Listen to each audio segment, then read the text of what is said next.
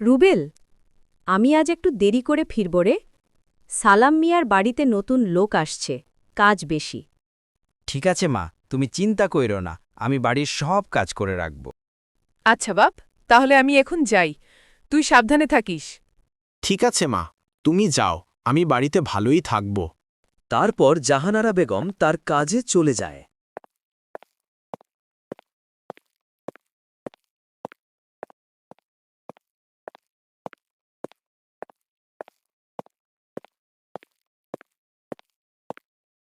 এই শোন, আলমারিতে যে টাকাগুলো ছিল, তুমি কি সেই টাকা নিছ? কেন, কি হয়েছে? আর আমি তো কোনো টাকা নেইনি। আপনি না নিলে কে নিল জিজ্ঞেস করব? জাহানারা তো না বলে টাকা ধরার মতো মানুষ না। তারপর আমার মনে হয় তুমি একবার জাহানারাকে জিজ্ঞেস করে দেখো। ঠিক আছে, তাহলে আমি বিকেলে জাহানারাকে জিজ্ঞাসা করব, দেখি কি বলে। বিকেলে যখন জাহানারা কাজ শেষ করে বাড়ি ফিরে যাচ্ছিল, তখন বাড়ির মালিক তাকে ডাক দিল। জাহানারা, এই জাহানারা, এদিকে আই তো। আমার ঘর থেকে ৫,০০০ টাকা নেই? জাহানারা, আজ তো শুধু তুমি কাজ করছো।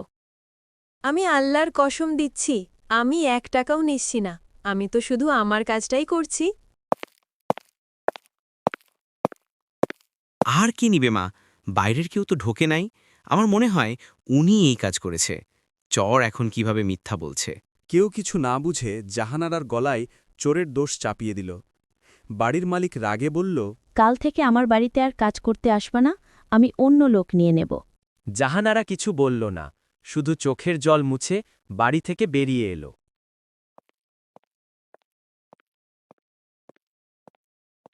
মা, তুমি কষ্ট পেও না। আমি জানি তুমি চুরি করনি।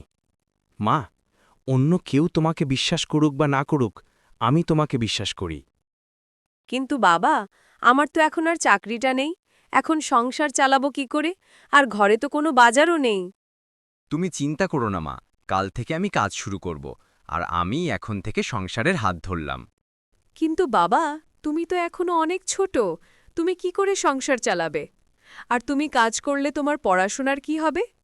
তুমি কোনো চিন্তা করো না মা, তুমি শুধু আমার জন্য দোয়া করো। দেখবি আমি ঠিকই সফল হব, আর তোমার সম্মানও ফিরিয়ে আনব। কিন্তু বাবা, তুমি কি কাজ করবে? আর এখন তো ব্যবসা করার মতো আমাদের কাছে যথেষ্ট টাকা নেই।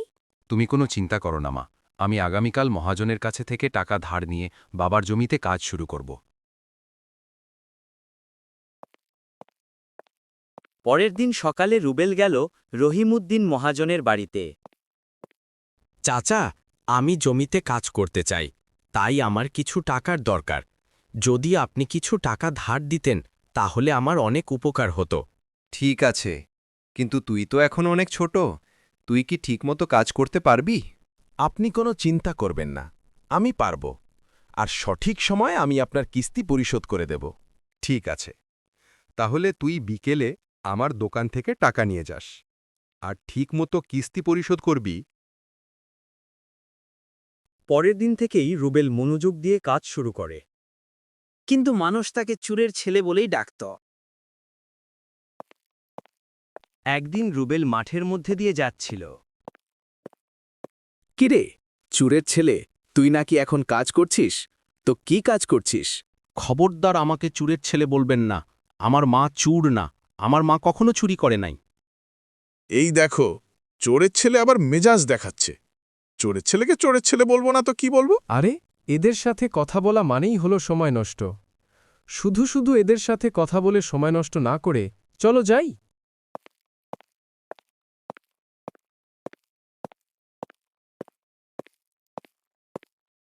একদিন সকালে জাহানারার মালিক তার ছেলের ঘরে অনেক টাকা দেখতে পায়।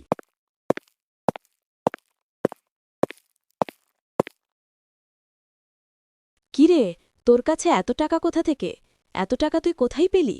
না, মানে মা, এগুলো আমি উপার্জন করেছি, আর আমি এখন কাজ করি তো। কিরে, তুই এত আমতামতা করছিস কেন? আর এগুলো তো আমার চুরি হয়ে যাবার টাকা মনে হচ্ছে। তুই আবার আমার টাকা চুরি করিস নাই তো? না, মানে মা, আমার ভুল হয়ে গেছে, তুমি আমাকে ক্ষমা করে দাও। আমার টাকা তুই চুরি করেছিলি, আর এই টাকার জন্য আমি জাহানারাকে উপবাস দিয়ে বাড়ি থেকে বের করে দিয়েছি।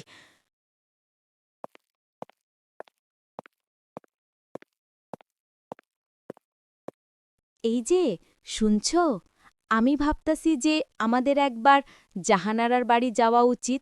তুমি কি যাবে জাহানারার বাড়িতে? কেন, কি হয়েছে? জাহানারার বাড়ি যেতে হবে কেন? জাহানারার বাড়িতে আবার কি দরকার? আমার যে টাকা চুরি হয়েছিল, তোমার তো সেই কথা মনেই আছে। আসলে টাকাটা সেই দিন জাহানারা নেয়নি, নিয়েছে আমাদেরই ছেলে। কি বলছো তুমি? আমাদের ছেলে টাকা চুরি করেছে? আমাদের ছেলে একটা চোর? যাই হোক, আমরা জাহানারার সাথে অন্যায় করেছি। আমরা জাহানারাকে মিথ্যা অপবাদ দিয়েছি। এখন আমাদের উচিত জাহানারার কাছে ক্ষমা চাওয়া। কিছুদিন পর রুবেল তার মার কাছে আসে এবং তাকে বলে, মা, কাল তোমার জন্য একটা সারপ্রাইজ আছে। দেখবে, কাল আমি তোমাকে অনেক খুশি করে দিব। কি সারপ্রাইজ রে বাবা? তুই আবার খারাপ কিছু করিস নাই তো? আর তোর ফসলের কি খবর? এখনই তো মনে হয় ফসল পাকবে। কি বলছো মা? খারাপ কিছু করব কেন? আর সারপ্রাইজ তো আগে বললে সারপ্রাইজ থাকবে না। পরের দিন সকালে রুবেল তা মাকে নিয়ে যায় রুবেলের ফসলের জমিতে। এই দেখো মা, এই ফসল আমার কষ্টের ফসল। এগুলো তোমার ছেলের পরিশ্রমের ফল। সত্যি বলছিস তুই? এগুলো আমাদের ফসল? বাবা, আজ তুকে নিয়ে আমার গর্ব হচ্ছে। হে মা, এগুলো আমাদের। আর এখন থেকে আমাদের আর কষ্ট থাকবে না। এখন থেকে আমাদের কষ্টের দিন শেষ। সত্যি বাবা, আজ আমি অনেক খুশি। আজ তোর এই সাফল্য দেখে আমার মন ভরে গেল। হেমা, আজ আমাদের খুশির দিন। তবে এখনও একটা কাজ বাকি আছে। তোমাকে চোরের অপবাদ থেকে মুক্ত করতে হবে। পরের দিন সকালে জাহানারার মালিক জাহানারার বাড়িতে আসে ক্ষমা চাওয়ার জন্য। আপনারা আমাদের বাড়িতে কেন আসছেন? আমাদের বাড়িতে আপনাদের কি দরকার? বাবা, রুবেল, ওনারা আমাদের মেহমান। আর মেহমানদের সাথে এভাবে কথা বলতে হয় না। জাহানারা, আসলে আমরা এসেছি তোমার কাছে ক্ষমা চাওয়ার জন্য। জাহানারা, আমরা বড় অন্যায় করছি, তুমি আমাদের ক্ষমা করে দাও। জাহানারা, আসলে আমরা জানতে পারছি যে সেই দিন তুমি আমাদের টাকা নাওনি, তাই আমরা তোমার কাছে ক্ষমা চাইতে আসছি। দয়া করে তুমি আমাদের ক্ষমা করে দাও। মানুষ ভুল করতেই পারে, আপনারাও মানুষ, তাই আপনাদেরও ভুল হতেই পারে। আর আমি আপনাদের অনেক আগেই ক্ষমা করে দিয়েছি। তুই কোনো চিন্তা করিস না, আমি গ্রামের সকলকে বলবো যে তুই চোর না, তুই কোনো চুরি করিস নাই। অপবাদ যত বড়ই হোক, সত্যের সামনে টিকতে পারে না। রুবেল প্রমাণ করেছিল, চেষ্টাই মানুষকে মহান করে তোলে।